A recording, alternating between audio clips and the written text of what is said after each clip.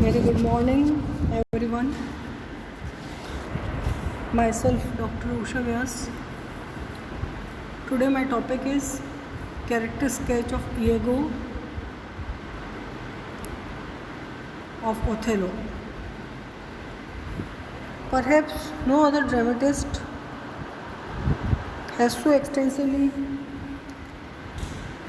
explored the dark regions of evil as Shakespeare has done in his tragedies.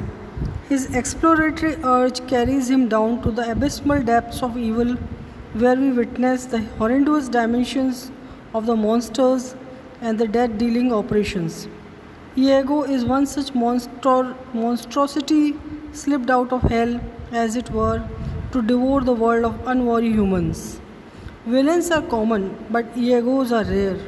Iago is a twin brother of Satan, embodying all satanic traits and hell bent upon destroying your life principle. His plain and blunt exterior camouflages a diabolism so intense as to defy any rational explanation. He is a sadist who chuckles to find his victims writhing in torture and ensnared in his deadly net.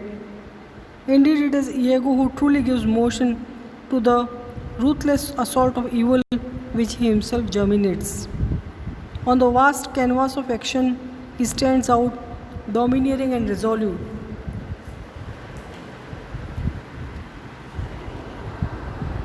Hurling defiance at all our attempts to understand him. Indeed, we need another Iago to understand this Iago. Iago is a young man of 28 years. He is an ambitious professional soldier. Presently, he is an ensign to the general, that is Othello. As to his social status, Shakespeare tells us very little. He is married to Emilia, but has no children. When we first meet him in the opening scene, he seems to be disappointed and frustrated on two counts. In the matter of promotion, all his merits as a soldier have been ignored, and Othello has selected Michael Cassio as his lieutenant. The second reason for his frustration is the secret marriage of Desdemona to Othello. Iago had been getting considerable sums of money and jewels from Rodrigo, assuring him of getting Desdemona. Rodrigo has been successfully courting Desdemona, who had rejected his suit. Infatuated as he was, he chooses Iago to be the one who promised to bring him success. Iago has been fleecing this fool on the pretext of transmitting his gifts to Desdemona.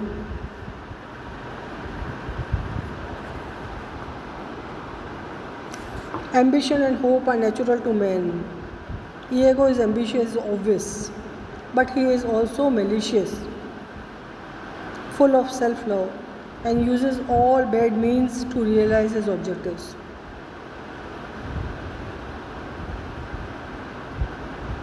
The irony of the situation is that even those characters whom he openly tells, "I am not what I am," continue to trust him. The devil must be given his due, that Iago possesses great and unparalleled intellect, besides enormous willpower, must be recognized.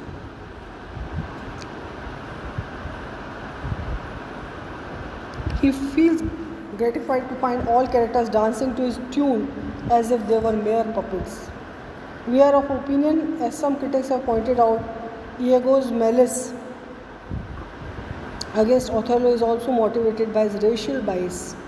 In Cinthio's tale, the moon's color was hardly given any prominence, but we observe Iago's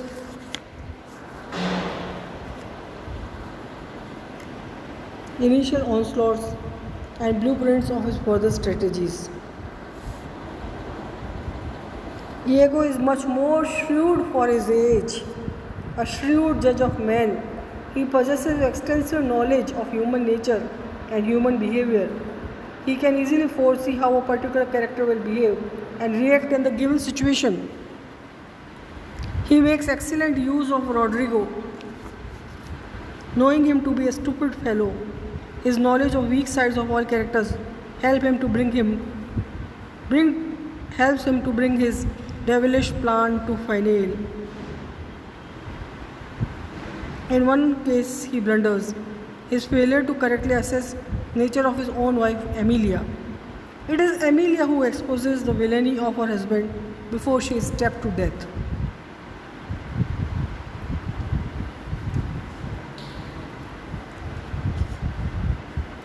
Iago is the greatest hypocrite created by Shakespeare. Of course, every human being is a hypocrite to some extent.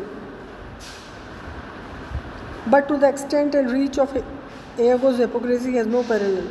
Dissembling his greatest asset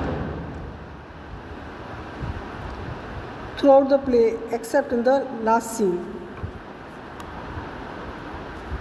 Of virtue, honor, and reputation, Iago cares two hooks.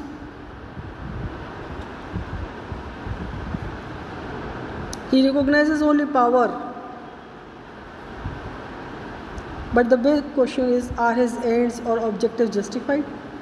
We have tried our best to bring out almost all traits of Iago's character, but we feel he still defies our understanding. This assertion by Mr. Bernard Spivak is quite right, but the hard and literal enigma of Othello's fatal ancient remains intractable.